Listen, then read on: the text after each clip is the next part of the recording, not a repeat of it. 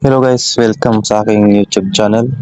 So for today's video guys ay mayroon akong i-share sa inyong application na pwede tayong mag-edit ng ating mga picture, no. So kagandahan nito guys, kung halimbawa ay papalit kayo ng background, so napaka dali lang niyang gamitin. So ita-type nyo lang sa description niya, then sabihin nyo lang ang gusto nyong mangyari sa picture, so kaya niyang gawin. So walang iba guys, ang application na ito ay yung Dula. Punta lang tayo ng Play Store, search nyo yung Dula, search nyo yung Dula. Yan, sa akin guys ay naka-install na, kaya nakalagay open. So dahil meron na akong Dula, punta na tayo sa aking application. So hanapin lang natin yung Dula. Ito guys, yan, ayan siya.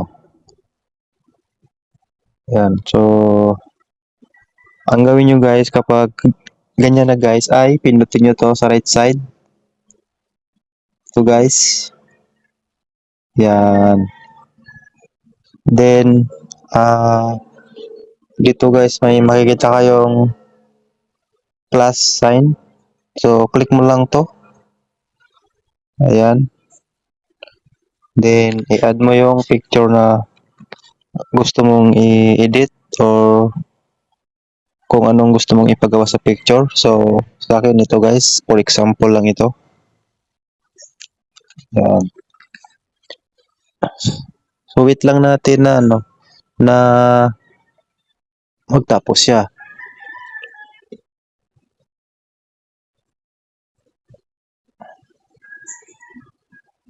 So ayan, okay na yan guys. Din dito ask about image, so i-type natin dito kung ano yung gusto nating mangyari sa picture.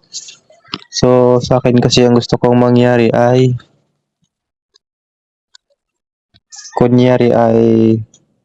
gawin niyang nasa harap ako ng bulkan. Ayan, so type po natin dito, gawin mong nasa harap ng bulkan ang background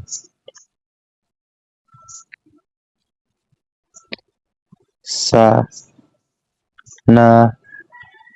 nasa tabi ng kalsada.